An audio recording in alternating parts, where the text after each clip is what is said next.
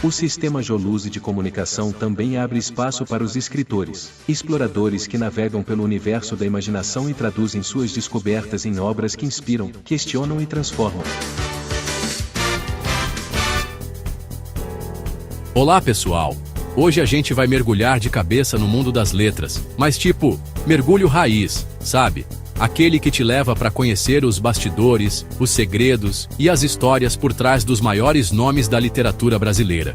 Se preparem para uma viagem no tempo, porque vamos desvendar a vida e a obra de 10 figuras que mudaram a forma como a gente entende o Brasil. Se você pensava que literatura era coisa de escola, segura essa marimba que você vai ver que a coisa é muito mais profunda e interessante do que parece. Machado de Assis, galera! Esse cara era um gênio. Nascido no Rio de Janeiro em 1839, ele teve uma vida, digamos, peculiar para um escritor. Começou como tipógrafo, imagina só, mas foi na escrita que ele se encontrou, e como se encontrou? Machado era mestre em ironia e crítica social, e não tinha papas na língua para falar da elite brasileira da época. Dom Casmurro, Memórias Póstumas de Brás Cubas.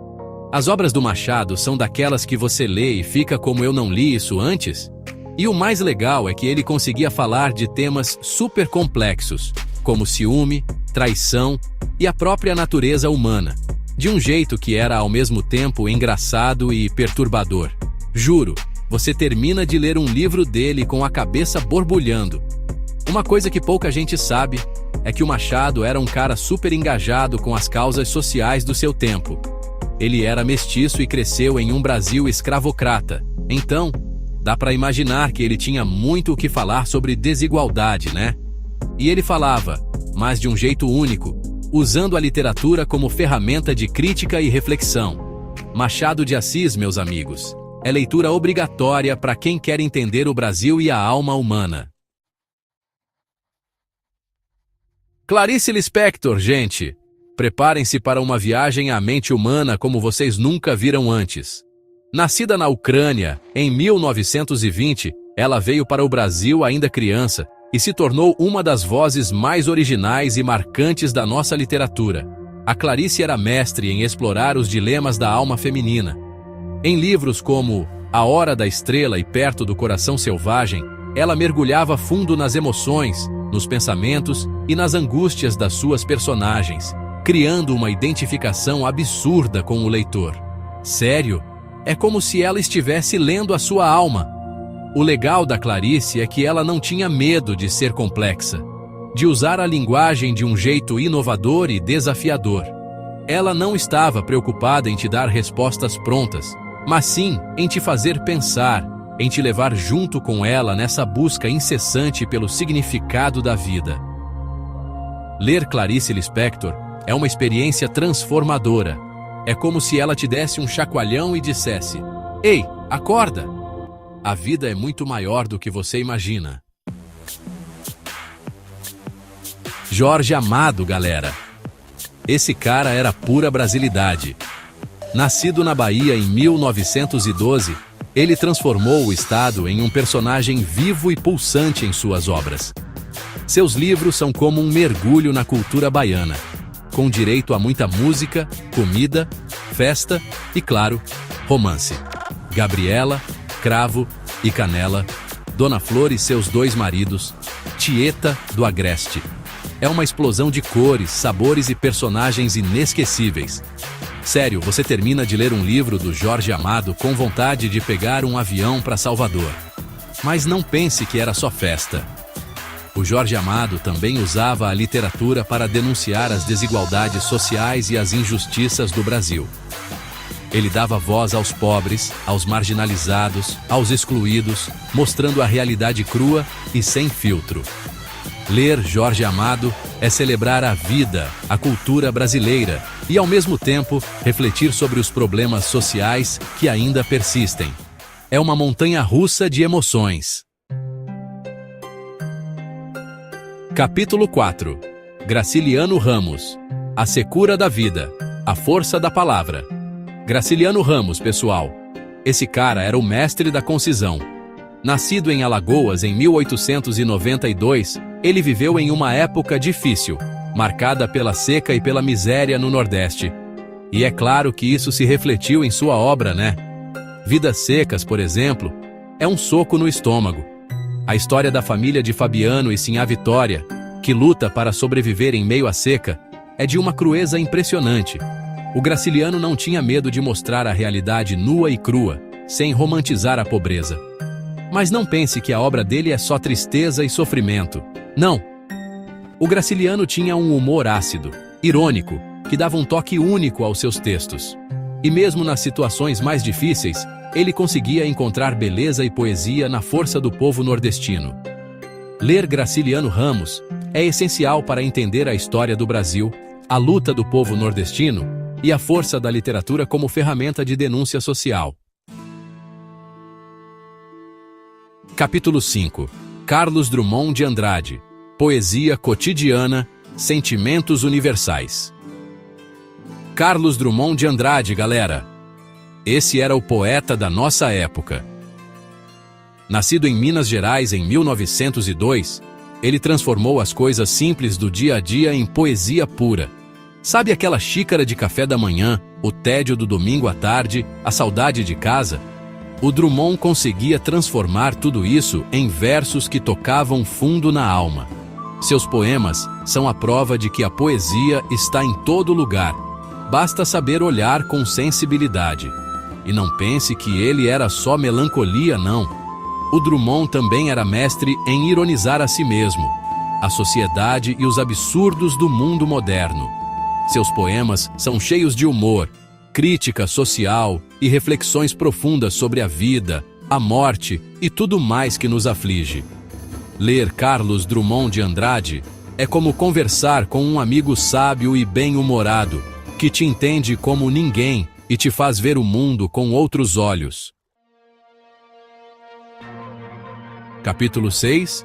João Guimarães Rosa. Reinventando a língua portuguesa no sertão. João Guimarães Rosa, meus amigos. Esse cara era um gênio da linguagem.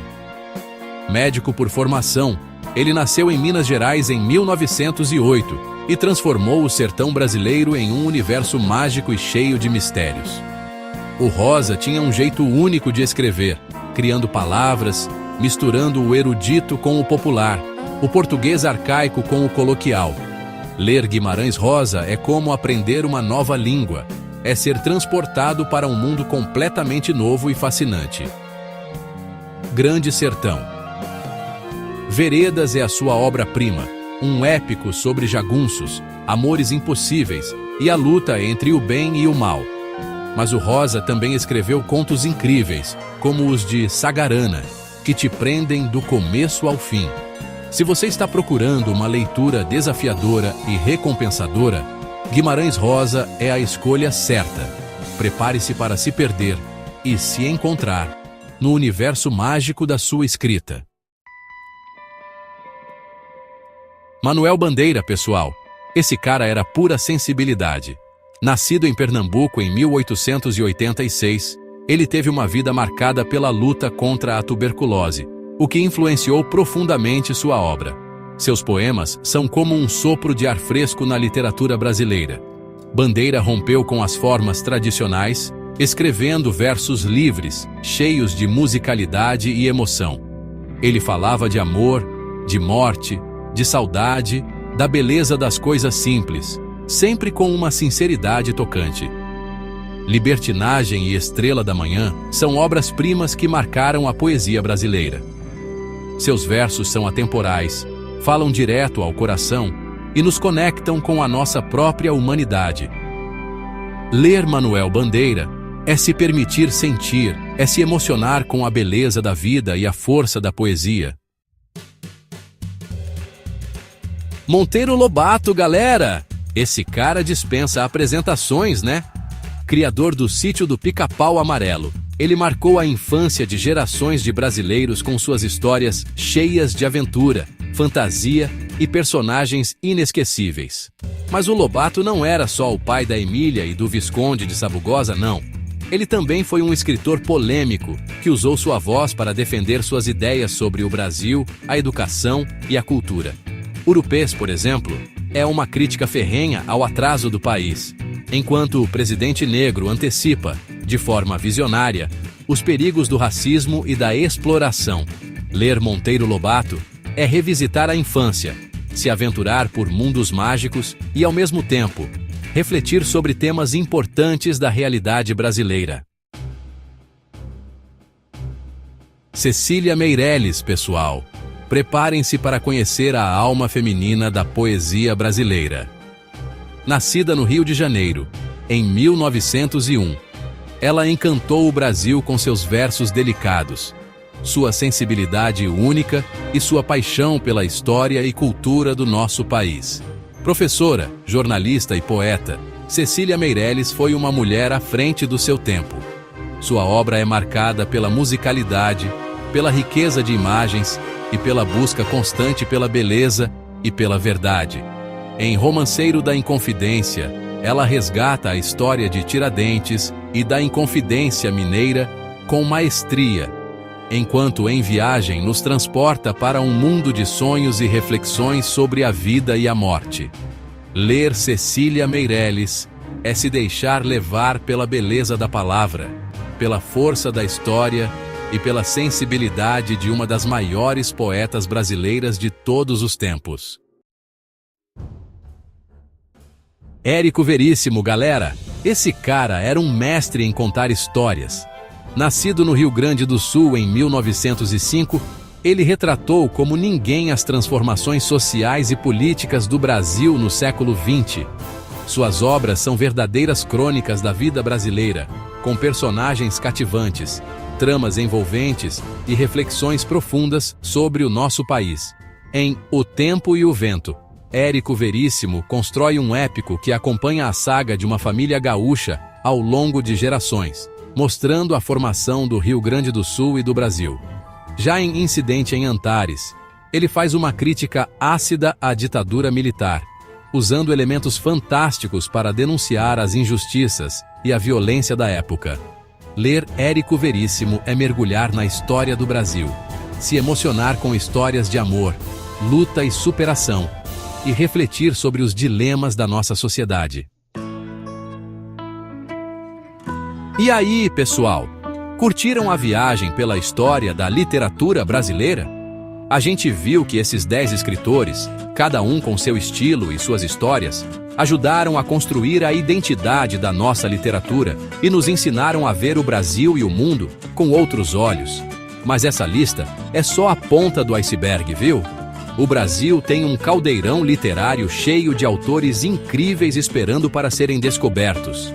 Então, fica a dica: se joguem na leitura, explorem novos autores, novas histórias, novas formas de ver o mundo. E nunca se esqueçam, a literatura tem o poder de nos transportar para outros mundos, nos conectar com outras realidades e nos fazer pensar sobre quem somos e para onde vamos. Até a próxima! Sistema Joluse de Comunicação. É gostoso ouvir. Joluse.